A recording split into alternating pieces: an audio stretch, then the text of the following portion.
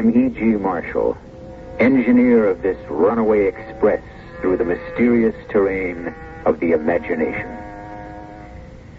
Our fancies are only memories which are divorced from the discipline of space and time, according to the poet. And what does that mean? It means, in a sense, that we are free to reconstruct the past in any way that suits our purpose. And so many of us do it. But you can't kill me. I wish you could give me a suitable alternative. It's murder. No. It will be an accident. What do you mean, an accident? This automatic, this dazzling Luger automatic, you were examining it, you see. Then you didn't know it was loaded.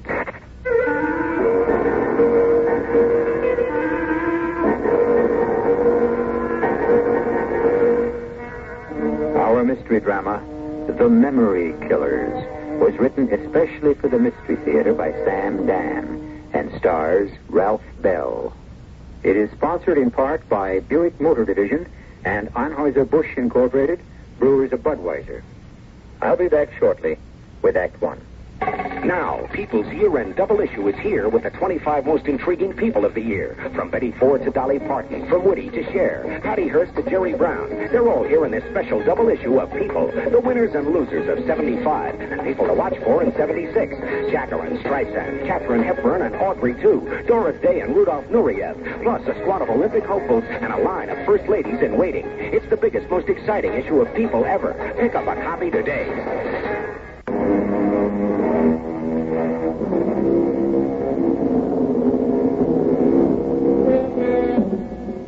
Henry Clay Cortland is what they mean when they say distinguished looking.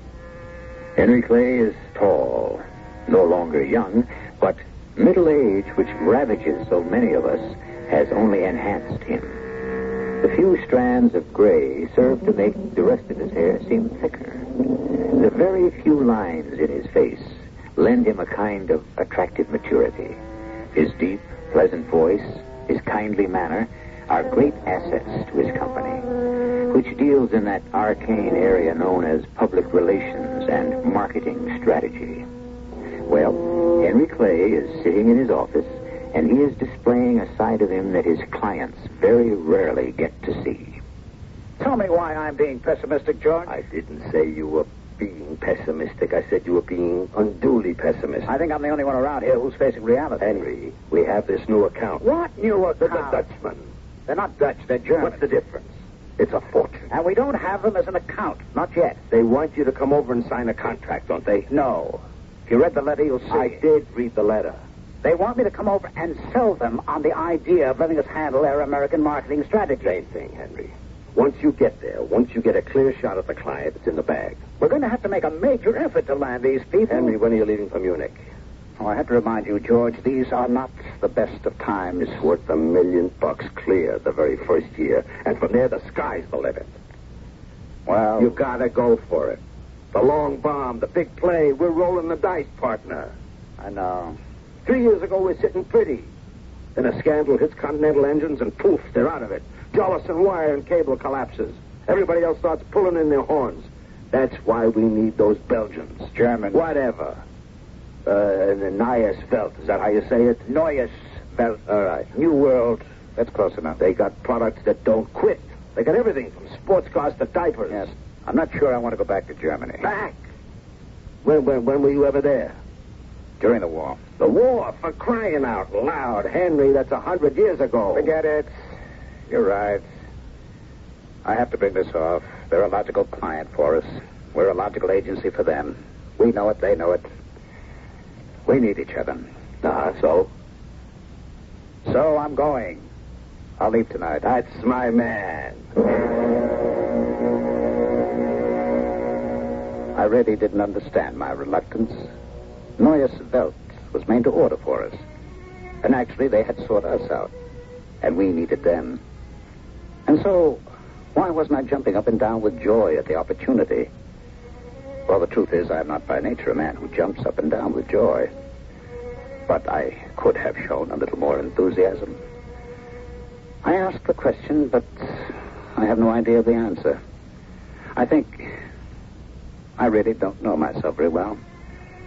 I'm 54 years old, and it seems that I learn more about myself every day. Won't you sit down, Mr. Cortland? Thank you, Frau Volker. Your German is flawless.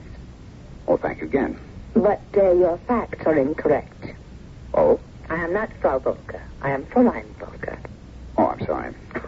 Does an unmarried woman always move you to sorrow, Mr. Cortland? Well, In any event, we should dispense with Frau, Fräulein, Herr, and Mr. I should like you to call me Marlena. Marlena? That's a very pretty name. And I shall call you Henry. I have strict orders from my brother to be completely at your service until he arrives. Your brother is Dietrich Volker, who is listed as president of New World, and you are the vice president, M. Volker. I didn't know that stood for Marlena. Is this your first visit to Germany? Well, no. I see. Well, may I ask what it is that you see? That is the sort of answer given by people who were here during the war.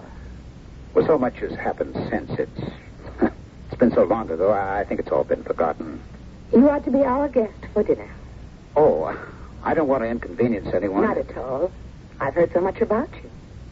About me? Oh, yes. We had you investigated quite thoroughly. That is, we analyzed the work you did for other companies in America. We're very much impressed. Thank you. And I'm very much impressed. It was then I noticed her for the first time. That is, really noticed her. I had been aware of the fact that she was about 40, very attractive, charming. But now there seemed to be something personal in it. Something directed at me. Something womanly. When I walked in there, I'd been somewhat surprised to discover that the executive I was to report to was a lady. And now I sat there and faced the fact that I could very well have fallen in love with her. What basic strategy do you think will be effective in marketing automobiles in your country? Her questions were the questions I was fully prepared to answer, and so I could answer them without thinking. In a real sense, we think America is joining the rest of the world when it comes to size and economy of operation. Is it possible that you can walk into a room, confront a woman, and fall in love at sight? But there is still a mystique about the American-made automobile. Of course, it's possible. Didn't it happen so many years ago with Caravan? It's been 10 years since I lost Caravan. I'm lonely. I have been from the very moment I lost her. Oh, goodness, it's lunchtime. I hope you have no plans. Yes, I have plans. I have plans to take you into my arms. We have a dining room for all our executives. This will be a splendid opportunity for you to meet everyone. I've already met the most important person in the world. They say it can happen this way, suddenly, without warning. I'm in love. And with a girl I don't even know.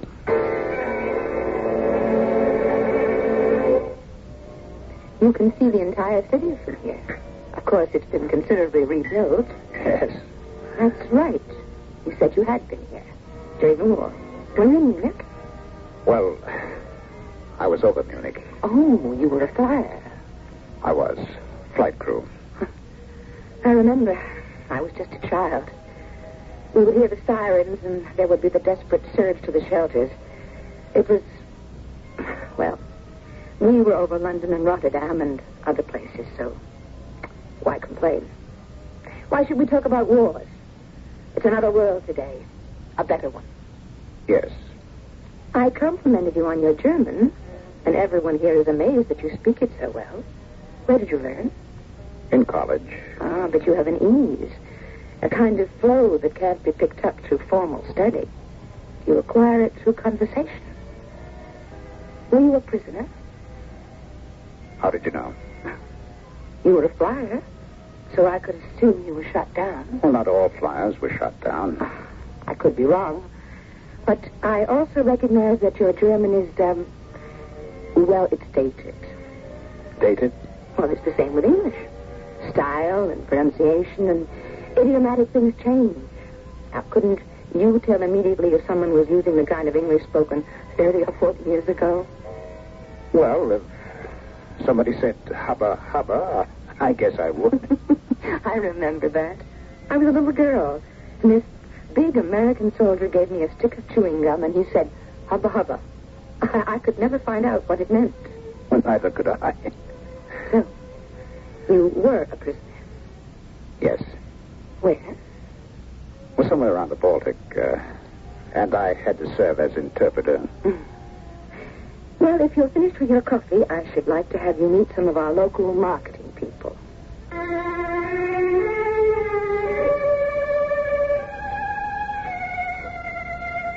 She had won me over completely, just the way Carolyn did. And yet she was unlike Carolyn. She was blonde and bright, while Carolyn was dark and subdued. But in each, there was a sweetness and a perception, and a way of making me feel comfortable. And once again, I was answering the questions automatically, from the top of my head, while my mind was completely absorbed with her. What is considered a viable cost per 1,000 in American print media? And now, the problem. How do I go about this? I see Johan here has a rather interesting reaction. His idea is to expand our appeal in every age group. Can I be accused of making a play for her to ensure landing the account? Is it true that emphasis on quality alone is not enough? I know what I have to do. I have to get her alone, away from all these people, and just tell her I love her. Because until I do, I'll never know a moment's peace.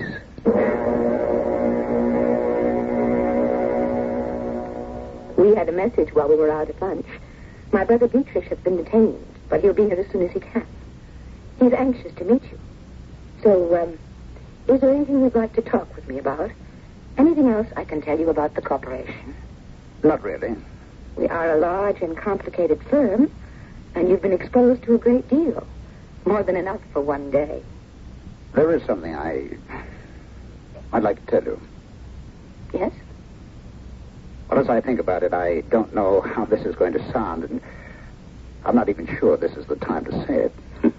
One of the basic principles of New World is absolute frankness. That's good. Everyone is encouraged to speak his mind. Well, then I shall speak mine. Marlene, I love you. Maybe I shouldn't have said it. No. I'm glad you did. Because it gives me the courage to say something, too. I also love you, Henry.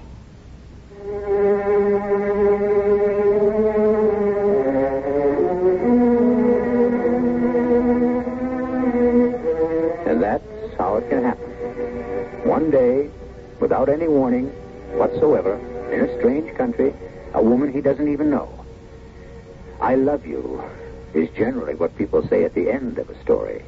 But in ours, why does this declaration of love occur at the beginning? Well, you know what they say about the course of true love. I shall return with Act 2 in just a few moments.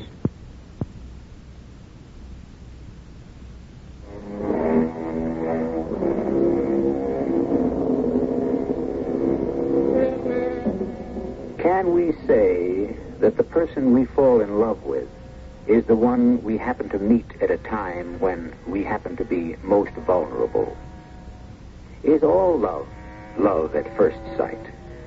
And do we merely delay announcing it because we pretend we are getting to know the loved one better? These are personal matters of taste and temperament. All we know for sure is that Henry Cortland and Marlene Volker have fallen in love within hours after their meeting. What are we going to do, Marlene? Do? Yes. And what are we going to say? To whom? To everyone. For instance, if your brother were to walk in here right now... I would say to him, Dietrich, Henry and I have fallen in love. But I've only just arrived in this country this morning. We have known each other 3 hours. How could we explain it? That's the wonderful thing about love. You're not required to explain it. Were you ever in love before? Yes. Once. You? Yes. Once. See? We're so much the same. I don't know how to account for it. I don't either. I didn't want to come here. Why? Because of the war? Yes. Did something bad happen to you? Yes. What? I can't tell you. Why not? Because I don't know you well enough. Did you hear what I just said? Yes. I can tell you I love you, but I can't. If anybody heard us, they would really think we're crazy. But it was because of the war you did not wish to return to Germany. Yes, and then I realized I was practically alone in my thinking. No one remembered the war seriously anymore. A new generation had grown up in my country. And in mine. And the minute my plane touched down at the airport, I saw how different it was. It was no longer the gray, drab place I remembered, filled with silent, brooding people. It's become a country just like my own. Tall buildings, bustling crowds, and... well, I even fell in love. Love? Love? Who fell in love with whom? Oh, Dietrich. This is Mr. Cortland from the United States. Ah, finally we meet. I'm sure we will be able to do business. Was someone talking about love? It happens to be my favorite pastime. Oh, pastime is right. Do you know Dietrich has been married 4 times? They're starting to call him the Bluebeard of German industry. Typical journalistic license. All my wives received the most generous settlements. I never killed any of them. Did I ever kill anyone? Did I ever kill anyone? I had heard those words before, pronounced exactly that way. Back in the Stalag, by the SS intelligence major. His name was... I don't remember his name. I was always too tired when he spoke to me. Too tired. And everything hurt too much. Let me look at this man's face again. Let me listen to his voice. Let me concentrate. What are you saying, Marlene? I'm saying we're in love. Who is? Henry and I. We are in love.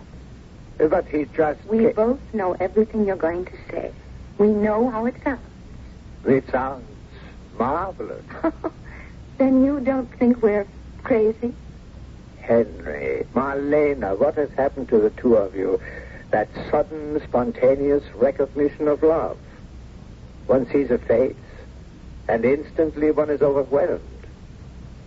I've been seeking this all my life. I've never found it. Volker. Major Volker. Was that his name? Is this his face? Yes, it must be. It has to be. The way he just said, did I ever kill anyone? Did I ever kill anyone? Did I ever kill anyone, Lieutenant Cortland? I never killed anyone. I never have to kill anyone. My prisoners kill themselves through stupidity. What do you want, Major? A German officer in this camp is an American agent. Who? You know him. Who? I don't know what you're talking about. I just have to get some sleep. Tell us his name, and you can sleep. Plenty of time for sleep. A man can die if he doesn't get sleep. You're killing me. No. No. You are only killing yourself.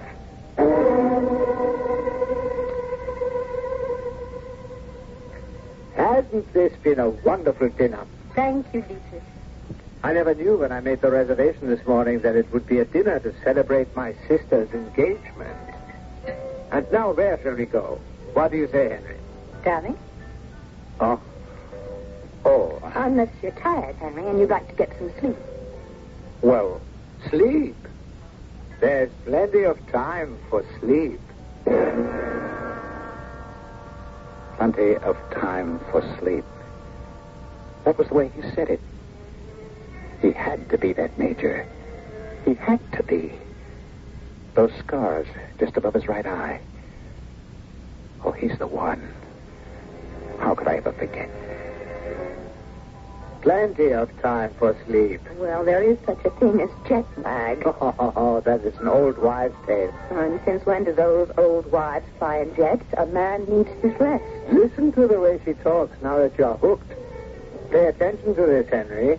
It's still not too late to break the engagement. Whose side are you on, Dietrich? You fell in love with her because she appears to be glamorous, beautiful, mysterious. And once she has got you, she shows her essential nature. She becomes a housefrau. If you think an American housewife is something, wait till you experience a German hausfrau. And who should know better than you? Maybe you are right. Besides, I must be getting older. Time was when I could party all night and still be at the office bright and early. We must all be at the office bright and early. And hear Henry tell us how to sell New World in America.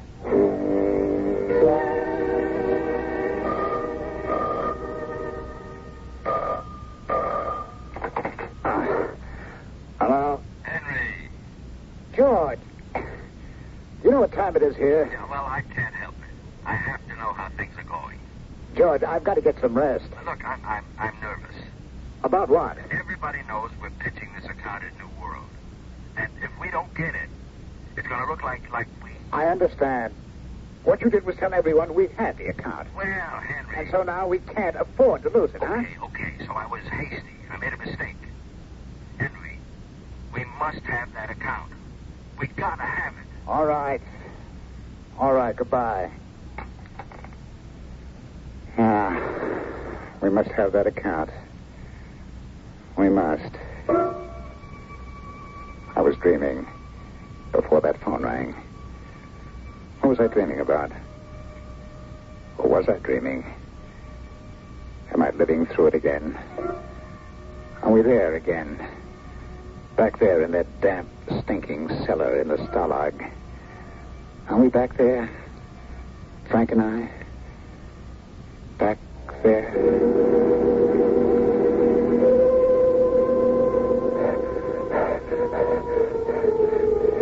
Henry, you give me some water? I can't, Frank, I can't. They don't let us have anything unless we... Forget it. Doesn't matter anyhow. I'm as good as dead. Oh, no, Frank. Bad as dead. Let me put my jacket over you. No. You'll freeze to death. Try to sleep, Frank. Maybe rest will help you. I can't sleep, Henry. I'm busted up inside. I didn't tell him anything. I took everything, but I didn't open my mouth. Frank, don't try to talk. That's about all I can do now. There's only something I could do for you, kid. There is. Liv, get that SS Major. That, what's his name? Volker, whoever, whenever. Get him for what he did. Not just to me, but to everybody. Yes, Frank. He's the worst kind there is. Never gets his own hands dirty. Get him for me. I will. Swear to me, Henry. Swear you'll do it. I swear. Say it. Say, I swear I'll kill that SS Major. I swear I'll kill that SS Major. Yeah. Frank.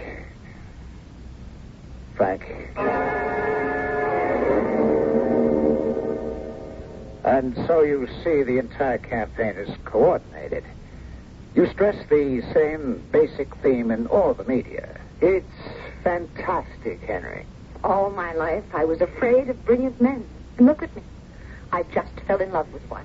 Now, about some details. Dietrich is a genius at details. So that's what life is all about, yeah?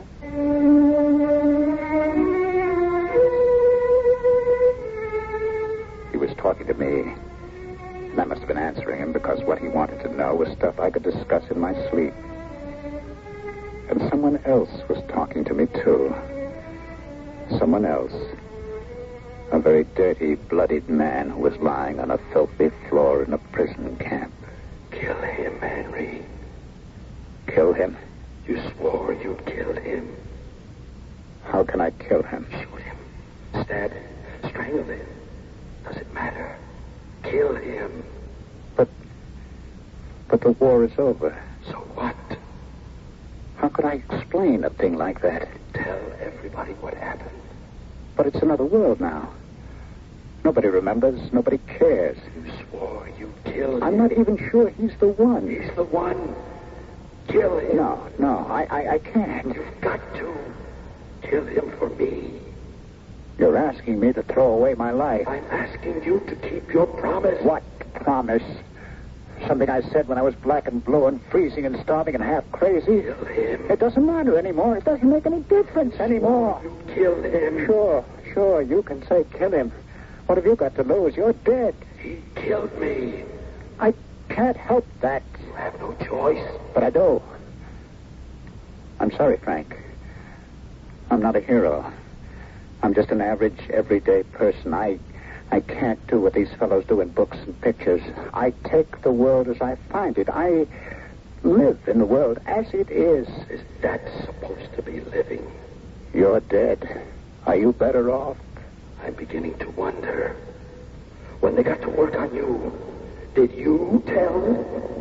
Is that why you're still alive? I cannot see a single flaw in this presentation. Then we are to award the account to Mr. Cortland's firm? You mean your future husband isn't entitled to special consideration? Only at home, during business hours. Isn't she the most remarkable woman you have ever met, Henry? Emmett? Darling. The man's in a daze.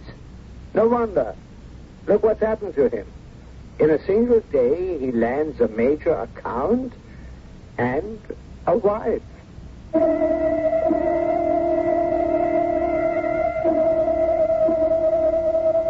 And what would you do? Confront Dietrich and have it out? Sure you would. Sitting there in your comfortable chair. But Henry has a great deal to lose. But you say, we listen to these tales because we want heroes. Heroes who are not afraid, the way we are. Well, we still have a third act. We may come across a hero yet.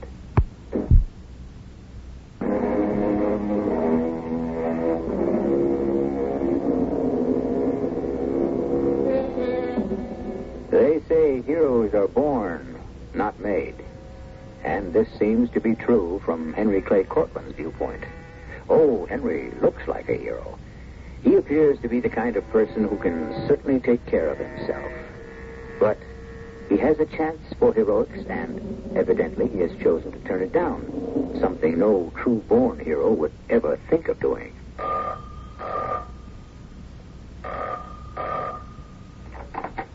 Hello? Darling, how are you this morning? Oh, wonderful. Do you still love me? Do I still love you?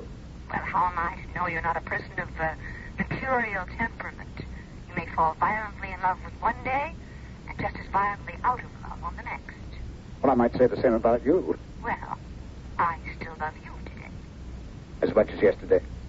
No, No. I love you twice as much.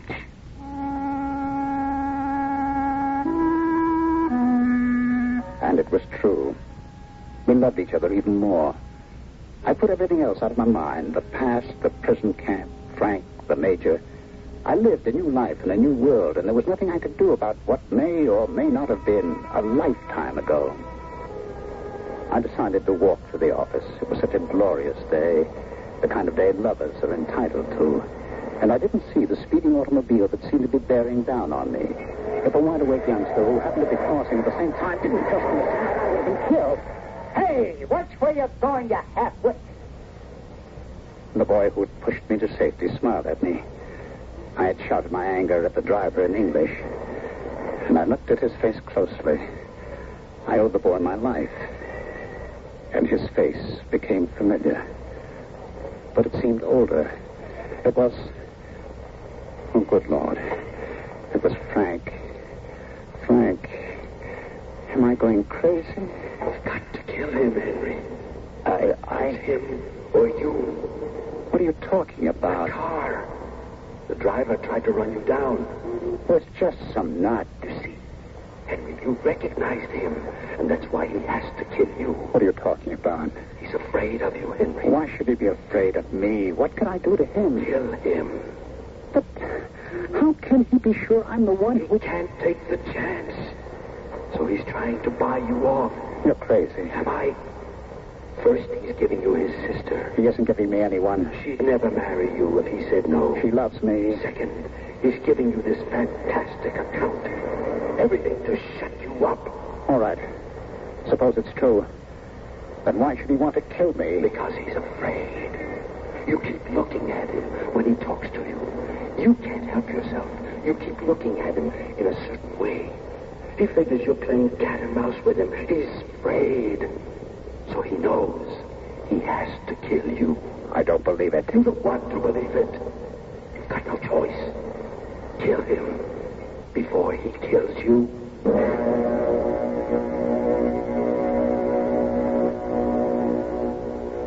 Oh, isn't it beautiful out here? Yes, darling. It reminds me of the mountains back home. Henry, Yes. had you ever met my brother before? Dietrich? Mm-hmm. Why do you ask? Well, it could be my imagination. What could be your imagination? Whenever we've all been together, it seems to me that you've been staring at Dietrich. Oh, I wasn't aware that I was staring. But you really didn't ever meet Dietrich, did you? I don't know where I could have. Has he ever been to America? No. Well, I've only been here during the war. What was Dietrich doing during the war? He was in prison. Prison? Yes. He had been sentenced to death. Oh? Why? He was a member of the underground, the resistance. The what? Many people are not aware of it. But we had an anti-Nazi underground here, too. Well, you say he was sentenced to death. How did he get out? They really didn't know what they wanted to do with him. And they thought maybe they could get more information out of him by keeping him alive. And finally, his friends helped him escape. Oh. So, I don't really think you ever might have seen him before. I suppose not. Perhaps someone who looked like him. Perhaps. Those were such bad days. Bad days for all of us. Why are we even talking about them? We should be talking about us.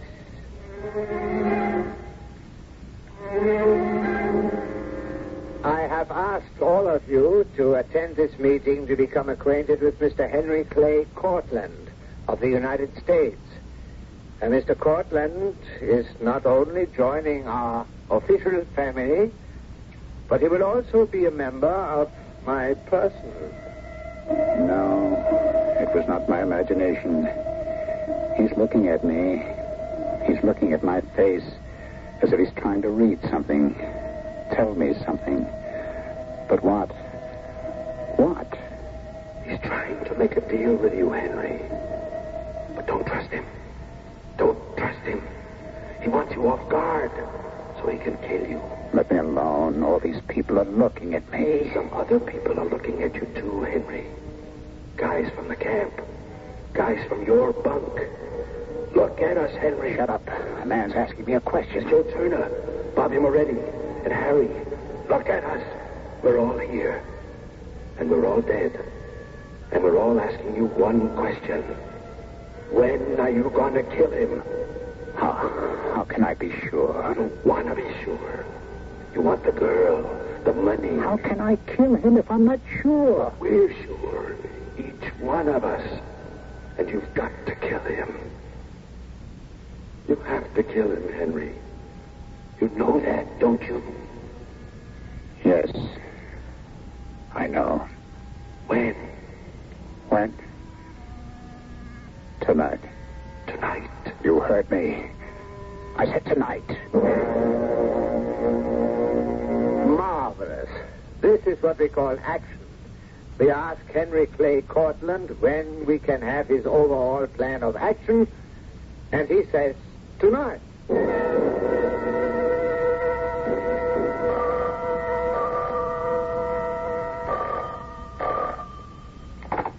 Hello. Henry, Dietrich here. How are you coming on the plan? Oh, how am I coming? Fine. Why don't I send a limousine over for you and you can work here at my house? Your house? It's more spacious, comfortable, and you and I can chat. Why not?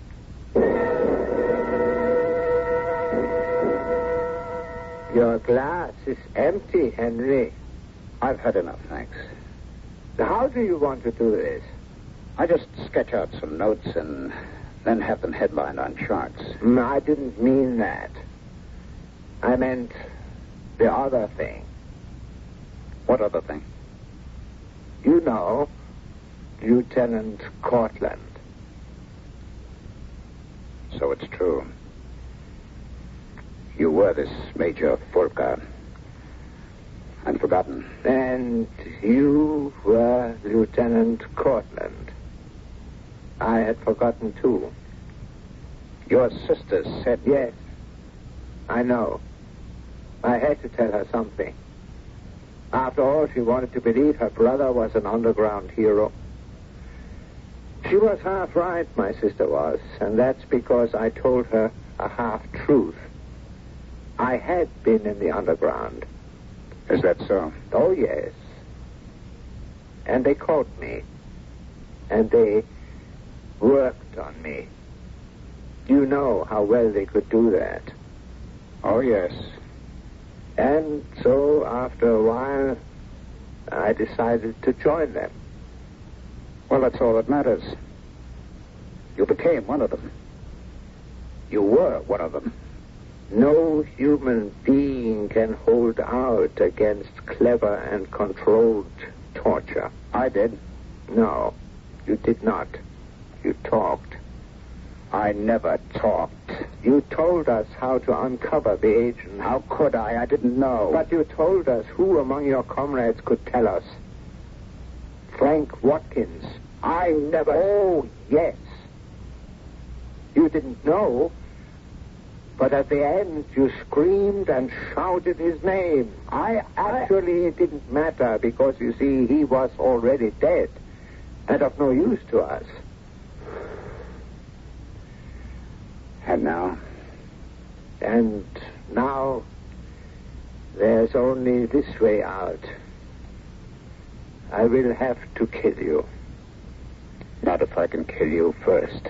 But I have the opportunity, while you don't.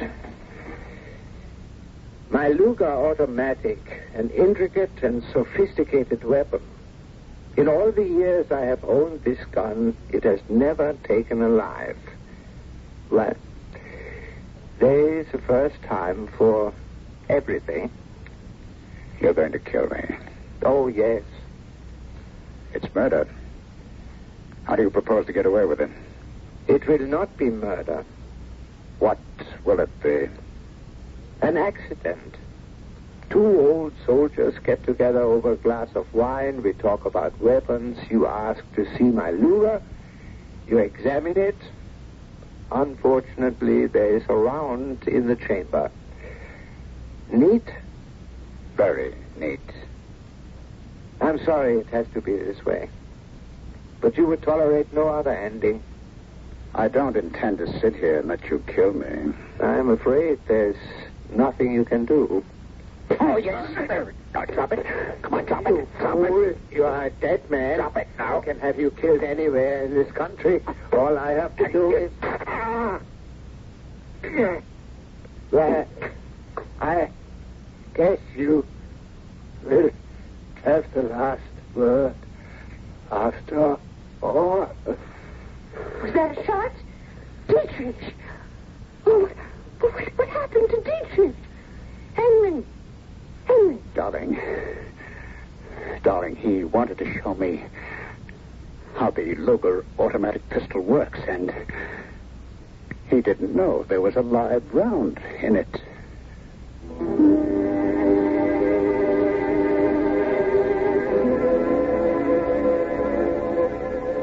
How much did Marlena hear before she came into the room? What did she know before she came into the room?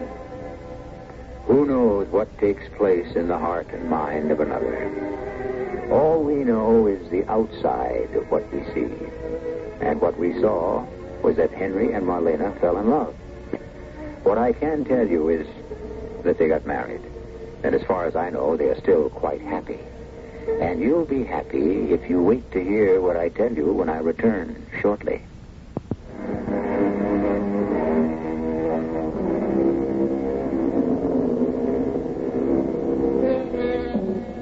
Who were Dietrich Volker and Henry Clay Cortland? They were two people out of millions whose lives and fates were formed by forces beyond their control. At one time, a man could choose to die for his beliefs, but no more. There are ways to make all of us see another light, a different light. But here, we have the same light 7 times each week, and you are invited to bask in the glow. Our cast included Ralph Bell, Patricia Wheel, Robert Dryden, and Nat Poland. The entire production was under the direction of Hyman Brown.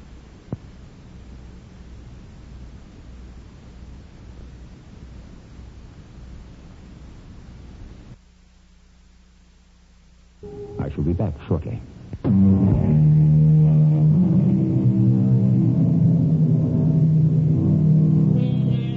an effort to interpret ourselves to ourselves, I offer you the words of a Roman poet named Catullus, who lived 2,000 years ago. I hate and I love. Why I do so, I do not know, but I feel it, and I am in torment. Perhaps when we comprehend a little better our own torment, we will better understand the torment of others, and in consequence be a little kinder to one another. Is that not possible? I leave it up to you. Our cast included Christopher Tabori, Terry Keane, Russell Horton, and John Beale. The entire production was under the direction of Hyman Brown. This is E.G. Marshall inviting you to return to our Mystery Theater for another adventure in the macabre.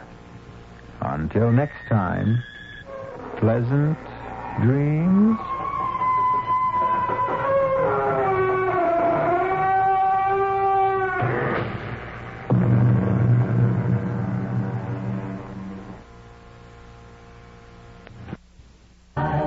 I can't wait to meet your daughter, sir. Well, I'll call her. Evie! What? Come here, would you? This better be good. She's got a lot of spunk. Yes. What is it? Evie, I'd like you to meet a nice young man. Oh, no, my hair looks dirty. Daddy, how could you do this to me? I want to die.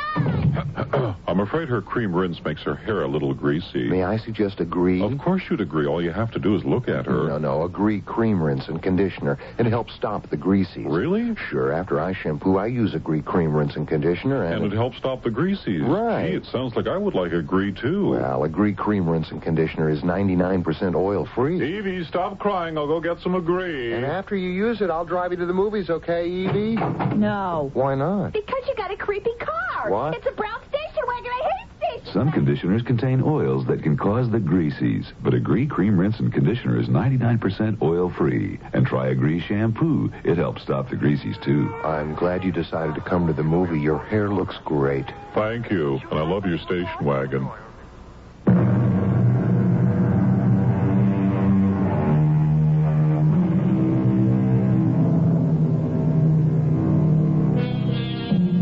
Was our story one of deep remorse or inexorable fate? I don't know. I leave you only with another quote from Omar Khayyam. The moving finger writes, and having writ, moves on. Nor all the piety nor wit shall lure it back to cancel half a line, nor all your tears wash out a word of it. Our cast included Jack Grimes, Belika Gray, Court Benson, and Russell Horton. The entire production was under the direction of Hyman Brown. Mrs. E.G. Marshall inviting you to return to our Mystery Theater for another adventure in the macabre. Until next time, pleasant dreams.